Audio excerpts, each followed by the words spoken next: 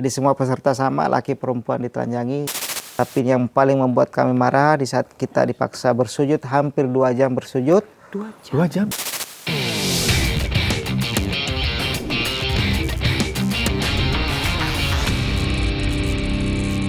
Jadi setiap kita mendengarkan suara jeritan dari ruangan itu, kita semua kembali berkumpul keluar. Keluar menanti siapa orang ini, seperti itu. Ke ruang penyiksaan itu Ya, berarti. jadi Ruang tahanan itu. ini kapal, di tengah-tengah kapal ini ada 2 kontainer panjang besar. Di tengah itu ada ruang terbuka. Ruang terbuka yang di video yang tersebar itu kami bersujud di situ. Oh iya, itu benar berarti ya? Benar. Itu yang video yang beredar yang ada Menteri Israel. Iya. Itu setelah di Asdod. Di Asdod. Setelah dibawa ke setelah dibawa ke daratan. Nah, jadi kita ada 2 kali sesi bersujud. Bersujud itu. Itu diantara semua penyiksaan, kita masih bisa menahan rasa sakit dipukul. Tapi yang paling membuat kami marah di saat kita dipaksa bersujud, hampir 2 jam bersujud. 2 jam? 2 jam dengan tangan diikat. Dengan tangan diikat, kemudian diperdengarkan lagu-lagu kebangsaan Israel. Wih, kurang ajar sih. Hampir 2 jam. Hampir 2 jam. Dan itu terjadi di tengah-tengah perairan internasional. Kemana kemana negara-negara sekitar yang ada di situ? Tidak adakah yang bisa menghentikan itu? Kemana dunia, kemana negara-negara yang katanya Menjunjung tinggi kemerdekaan, keadilan, kemana negara-negara yang bergabung dengan BOP ini gitu kan? Nah, makanya di situ kami menyadari, oh ya memang dunia tidak bisa berbuat apa-apa. Toh kami saja yang dari berbagai negara diperlakukan seperti ini, di perairan internasional tidak ada yang bisa menghalangi mereka. Bagaimana dengan rakyat Palestina di dalam tanahnya sendiri, seperti itu. Jadi di atas kapal kami mengalami penyiksaan seperti itu, sampai kemudian kita dipindahkan ke Asdod, pelabuhan. Disitulah ada Ben Gvir itu. Oh, jadi Ben Gvir itu setelah di Asdod itu ya? Setelah di Asdod itu. Oke, berarti. Jadi di situ kami bersujud lagi dengan tangan diikat. Kemudian setelah itu proses imigrasi. Nah, setelah proses imigrasi itu pertama kali kami ditelanjangi di situ. Karena ada proses kedua ditelanjangi kembali. Jadi semua peserta sama, laki perempuan ditelanjangi. Perempuan juga. Itu ditelanjangi satu-satu atau semua? Satu-satu. Oh, tapi di tempat tertutup kan atau? Tempat tertutup. Oh, oke. Karena untuk memastikan ini ya, nggak bawa apa-apa itu ya? Iya. Nah, kita bicara soal evakuasi.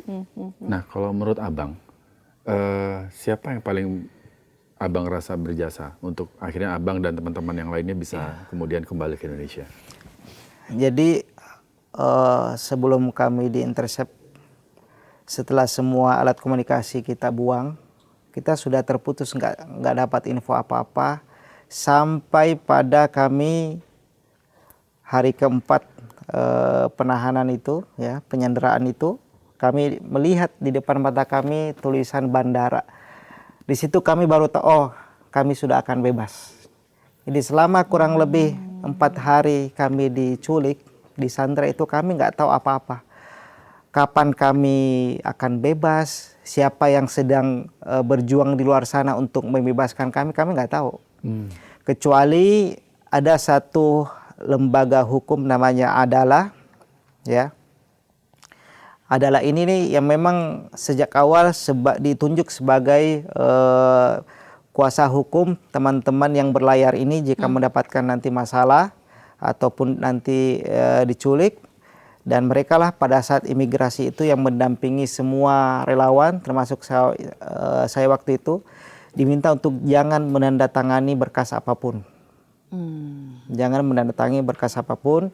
Dan dari pengacara ini pula kami mendapatkan info bahwa kamu akan dibawa ke penjara ini. Dan nanti di penjara itu kamu akan disidang. Dan setelah sidang kamu akan dideportasi. Kami hanya tahu info sebatas itu. Jadi kami nggak tahu siapa sedang bergerak di luar untuk membebaskan kami. Sampai kami tiba di Bandara Eilat, ya, di wilayah Eilat itu. Kami melihat ada 3 pesawat Turkish Airlines, pesawat pemerintah Turki.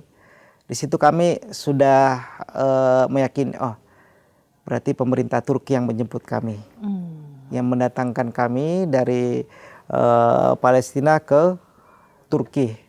Dan setelah kami sampai di Istanbul, Turki, semua itu baru terkonfirmasi bahwa memang benar atas lobby kan waktu itu kecaman internasional dari berbagai negara ya marah, kemudian mulai berkomunikasi dengan negara-negara terdekat waktu itu, sehingga yang tadinya awalnya itu cuma 1 pesawat.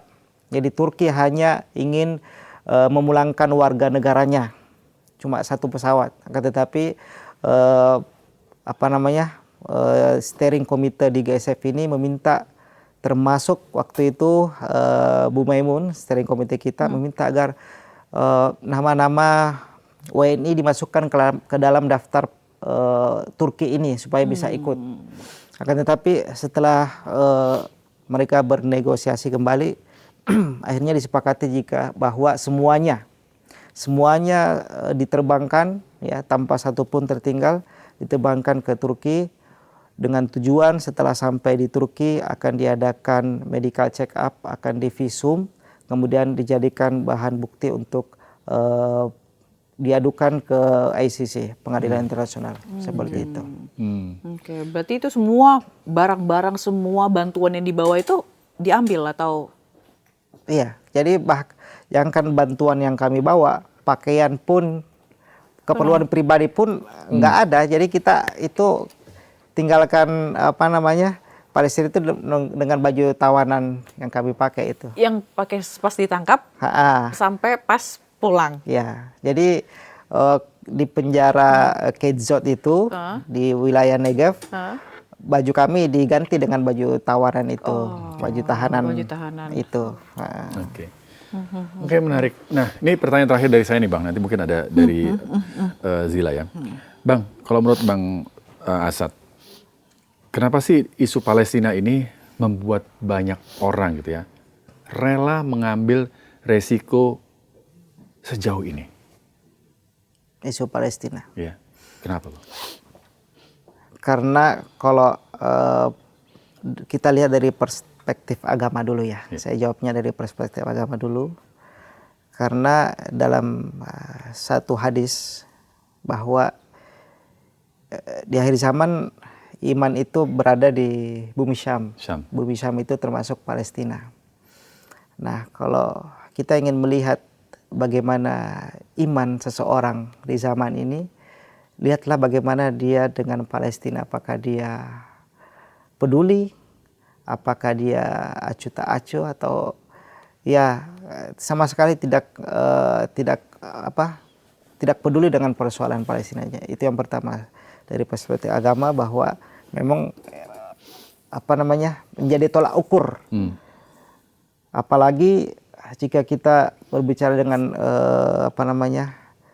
sejarah-sejarah penjajahan, kenapa Israel sangat ngotot ingin menguasai Palestina ya. Karena memang Palestina ini adalah wilayah yang paling strategis bagi mereka di kawasan ini. Palestina di tengah-tengah nih. Jadi diapit di antara benua Eropa, benua Afrika, benua Asia, itu Palestina di tengah-tengah ini. Makanya dikatakan bahwa siapa yang menguasai Palestina, maka dia telah menguasai dunia.